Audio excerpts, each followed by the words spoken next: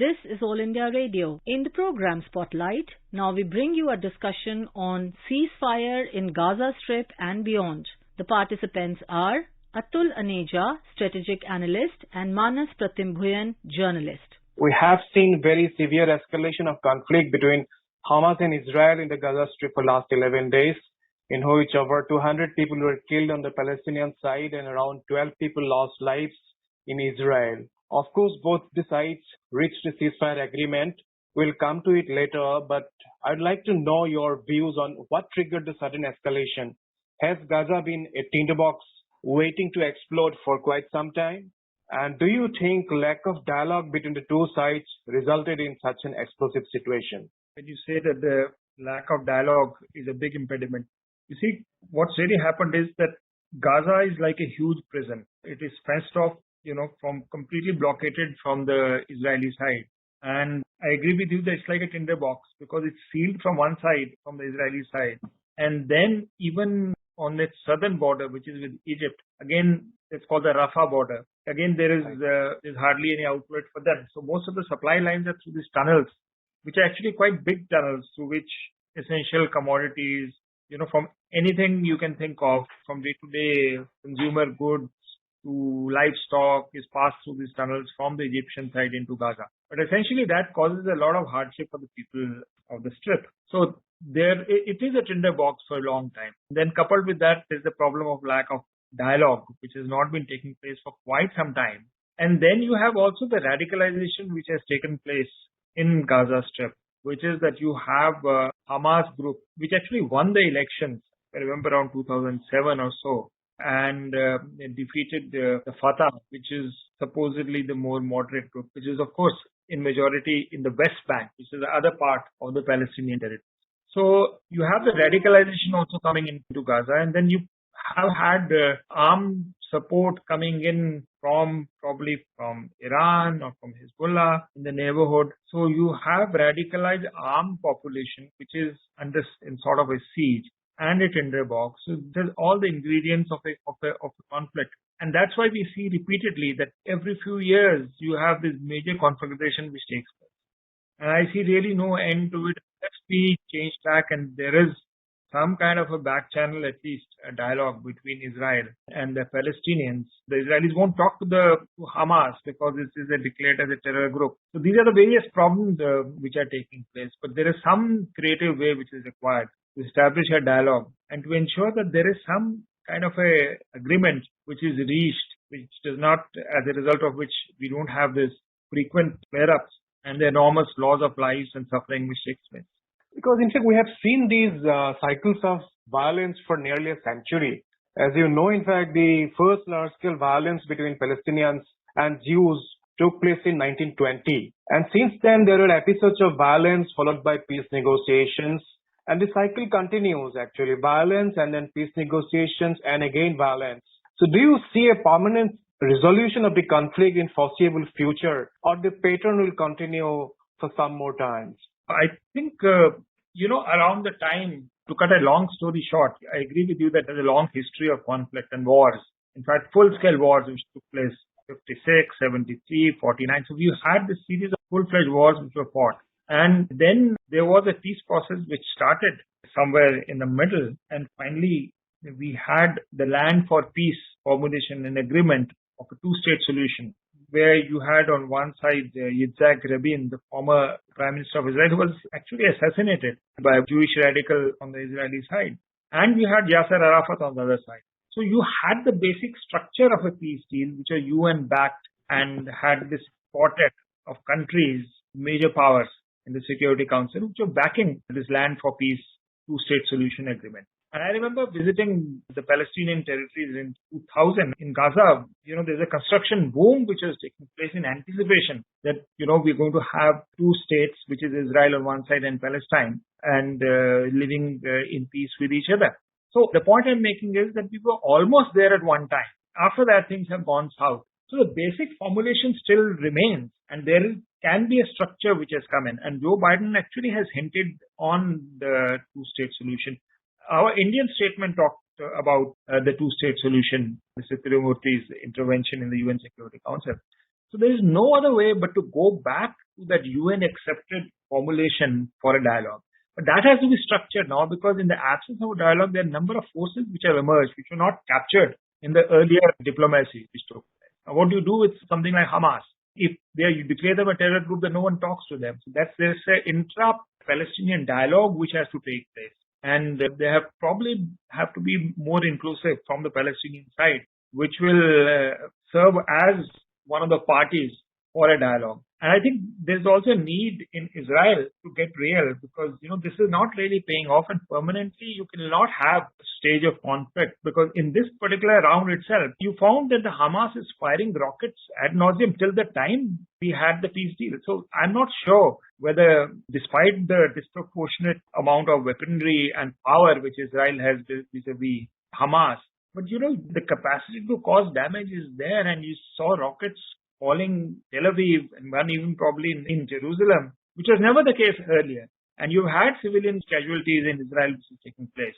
Plus there are forces behind them, which is Iran on one side and probably going to have Hezbollah coming on the other side. So there is a need for Israeli side also to come to a settlement, of course, by making sure that its core security interests are safeguarded under a two-state formulation. So I think both sides will now have to move to come to a new situation, because there is no other option. The escalation of violence and even rioting which took place among the Israeli Arabs and the Jewish people, which were just nothing but communal riots which were triggered by this. So the whole situation is unsustainable now, and it's time that each side move the pieces to accommodate for a dialogue. I think the UN will have to play a role in it, but the bigger powers will have to play a major role. And I think the Americans, after Trump is gone, is looking in this direction. And the indication of that was clear when Joe Biden, the number of phone calls he did talk to with Netanyahu, Israeli Prime Minister, till the time a ceasefire was brokered this morning. The Americans will have to play a major role, as would have the UN. But the major thing are the interlocutors themselves, the parties themselves, which is a need for a strategic shift in thinking from the Israelis as well as from the Palestinian side. As you have rightly said, in fact, the US role in the region is increasing. So considering what has happened in the last 11 days and the reaction of the Gulf countries to the conflict, so do you think there has been a decline of Arab power that we have witnessed during this period? And the American involvement in the region, particularly in reshaping the Israeli-Palestinian dispute, is increasingly becoming more evident. So what is your comment? The US lost its trick under Donald Trump, went completely in favor of the Israelis. And that bad sense of balance was lost. And I think what Biden is trying to do is to go back to traditional diplomacy and strike that balance, where US can come back a role. But I agree with you that there was some kind of a vacuum with the US being going excessively on one side or not getting itself involved at the right time. That's the one problem. Coming to the Arabs, now that configuration has changed. At one time you had the Egyptians playing a lead role as the established leader. But over time, that has got fractured. You see the Gulf countries, which you mentioned about, have actually recognized Israel. That may actually give them more room for maneuver, frankly, in the future to get both parties there. But the point is that Arab pressure, if you talk about it, was in a way fractured. And to fill in the vacuum comes in Iran, which has its own relationship to Syria and others, first with Syria, with Hamas, and that particular with the Islamic Jihad especially, and not so much with the Hamas. Yeah, are you essentially saying that in fact the Abraham Accords between Israel and several Arab countries have actually pushed the Palestinians and Hamas actually closer to Iran? It's not necessarily so. The radical wing of the Palestinians, definitely, Hamas and Islamic Jihad, would look at them for support. That's a possibility with the Abraham Accord. But frankly, the Gulf Arabs, because of the Abraham Accords and because they can talk to the Israelis directly, I think diplomatically there is more room now which has come in. And the fact that the US-Iran relationship is set to improve with the coming revival of the nuclear deal, or in a way coming back the rapprochement between Iran and the West, that is going to come through in all likelihood pretty soon. So in a way, the Americans are also going to have an influence on the Iranians, when it comes to the leverages. I agree with you that from the Hamas perspective, they would like to look at Iran, but as an alternative. But Iran itself is likely to change. And that's the interesting part which is happening, which has happened only recently. Pieces are moving between Iran and Saudi Arabia. They have started talking with each other. So we are going to have a situation where probably the Hamas may not have that kind of access to arms and ammunition and weapons from Iran, because that's moving in a different direction. I think that's interesting to see the new dynamic which is coming in. The dialogue which has started between the Gulf Arabs and the Iranians, and we'll probably see that also in Yemen. So the Middle East power equations are changing, and there is more convergence coming in over there. So the capacity to play divide and rule for organization like Hamas may not be as much now. So frankly, I come back to the original point that chances with Biden coming here and the changes in the West Asia power equation, that we have a good chance now to restart the dialogue process which has been stalled for so long. So let us see. There are good signs that a situation may be arising where the parties may be more inclined to accept diplomacy as the way forward to resolve the crisis. Mr. Aneja, in the last 7-8 years, we have seen our foreign policy priority towards the Middle East, actually. We have strengthened our ties in so many countries in the region, including Saudi Arabia, United Arab Emirates, Bahrain, Oman. There has been a constant focus to improve our ties as we consider the region as strategically very, very important for India. So in that context, so how do you see the India's position on the conflict? I think India has adopted a very interesting position, where, as you said, that we have interests on either side in the region. So the statement is a perfect example of a nuanced and a balanced approach which mitigates all the minefields which may come in the way. So, for instance, the statement implicitly condemns the indiscriminate rocket launches by Hamas on Israel. So that goes in favor of Israel for sure.